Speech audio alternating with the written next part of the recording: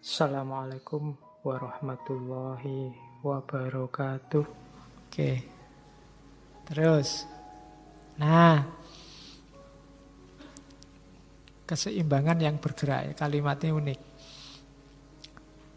And in view tadi, karena hidup ini dinamis, ketika kita ketemu satu target and in view, ini nanti akan jadi pijakan tindakan selanjutnya yang harus dicarikan and in view-nya lagi.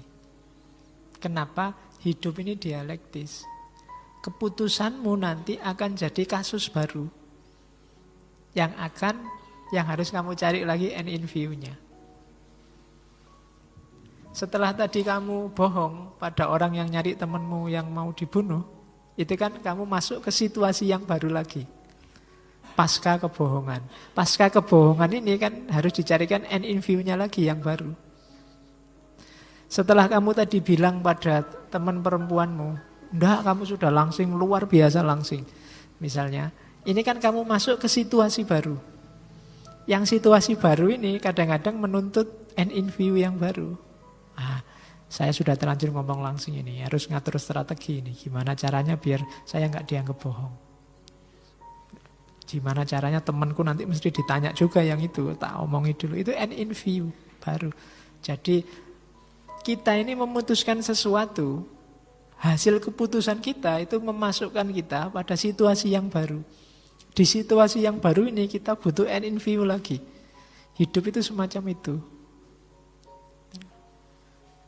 Jadi dari keputusan-keputusan lokal yang berendeng terus-menerus. Makanya judulnya keseimbangan yang bergerak.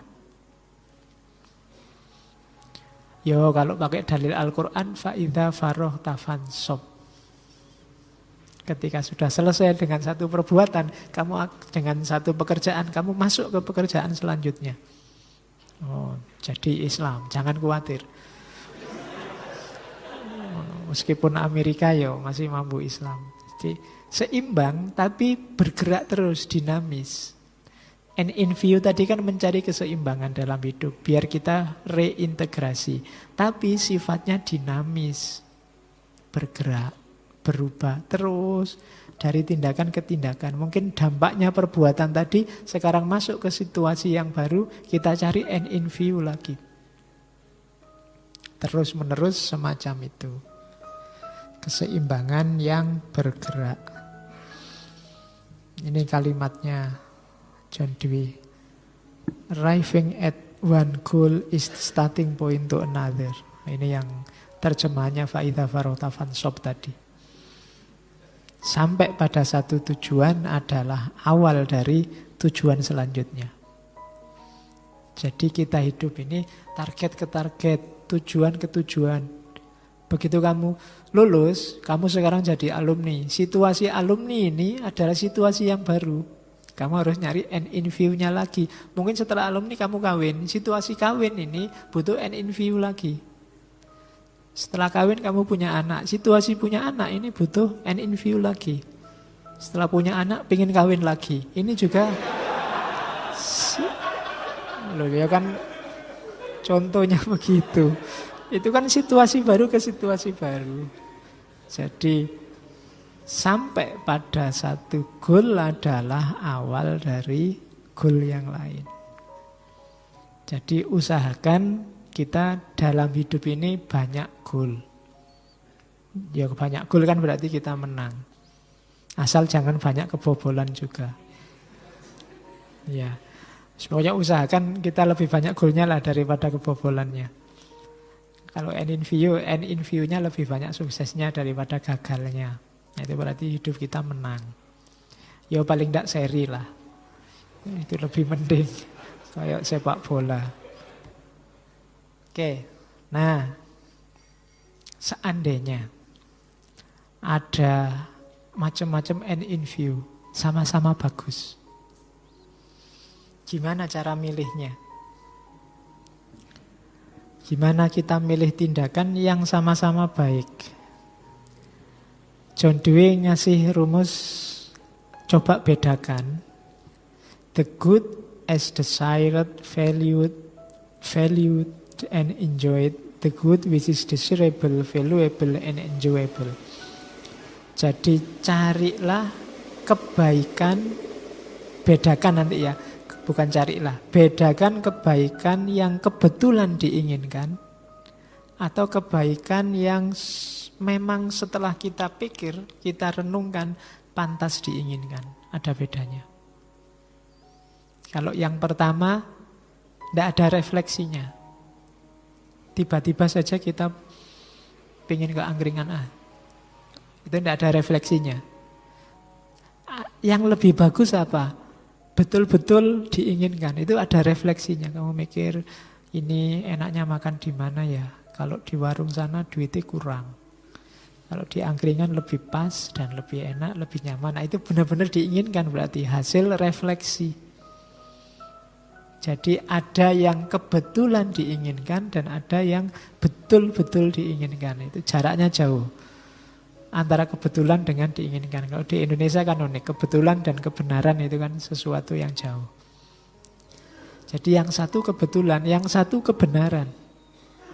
Karena betul-betul diinginkan. Jalannya dari mana? Dari dipikir. Benar-benar baik, benar-benar diinginkan, benar-benar bernilai, bahkan benar-benar menyenangkan. Benar-benar menyenangkan itu kalau kita senang dipikir, ini senang sejati enggak? Atau sebenarnya senang sementara karena setelah ini sumpek lagi. Kayak kamu nyontek tadi, itu bahagia sejati enggak? Atau sebenarnya bahagianya semu? Karena tidak murni hasilnya. Itu antara benar-benar menyenangkan dengan kebetulan menyenangkan. Jadi pilihlah yang benar-benar menyenangkan. Benar-benar diinginkan. Berarti syaratnya apa? Ya refleksi berarti. Sebelum merumuskan tujuan end in view tadi, ayo direfleksikan, ayo dipikir. Jadi bedanya yang kebetulan dan yang betul-betul. Ini juga yang unik dari John Dewey. Bahwa kan banyak para moralis itu mengharamkan nafsu, mengharamkan keinginan. Katanya John Dewey loh, kalau nggak ada keinginan, nggak ada nafsu, hidup nggak rame. Sepi. Nggak menggairahkan. Itu kalimatnya.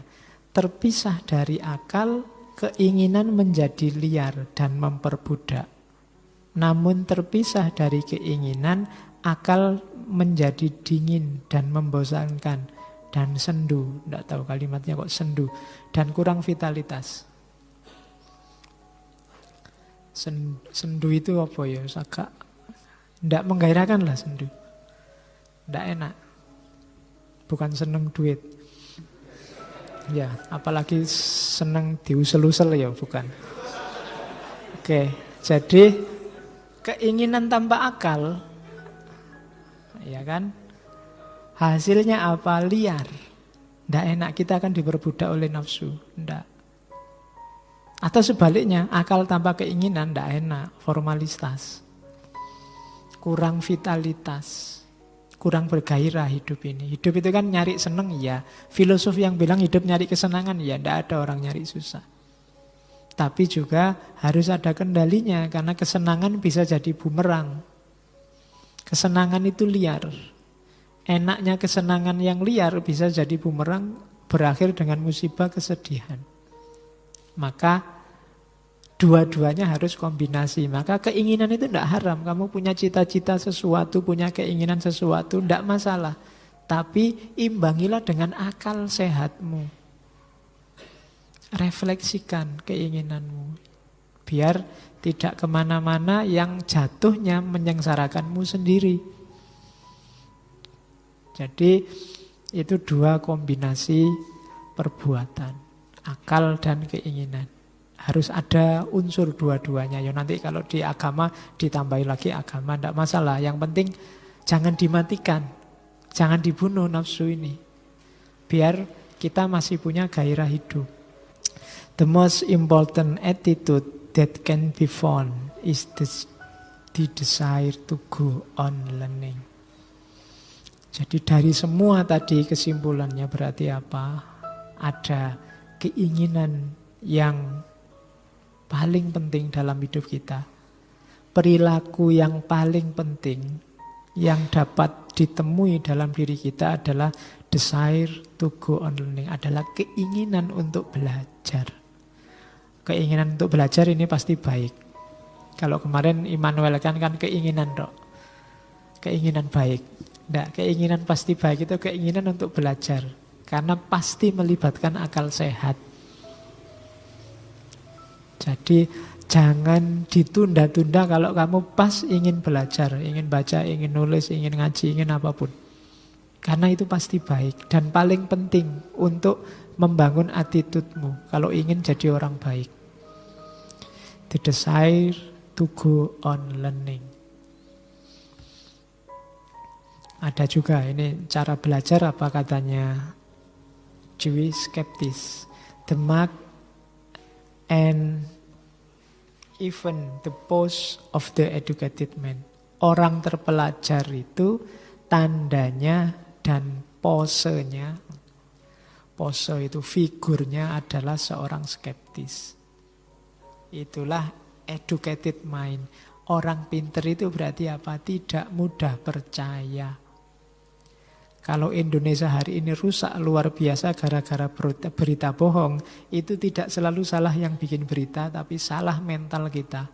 Salah otak kita yang mudah percaya. Itu menunjukkan kita belum terlalu pinter. Karena the mark and even the pose of the educated man, mind itu skepticism. Di dunia ilmiah jangan percaya dulu. Cari buktinya dulu. Nah itu skepticism. Oke, untuk malam hari ini saya cukupkan sekian dulu. Mohon maaf kalau ada yang kurang berkenan, mungkin 1-2 kekurangan apa, mohon dimaklumi. Kalau ada kekhilafan, kealpaan yang teman-teman ngerti benernya seperti apa, ya silahkan disampaikan. Kurang lebihnya mohon maaf. Wallahul muwaffiq. Wallahu a'lam bissawab. Wassalamualaikum warahmatullahi wabarakatuh.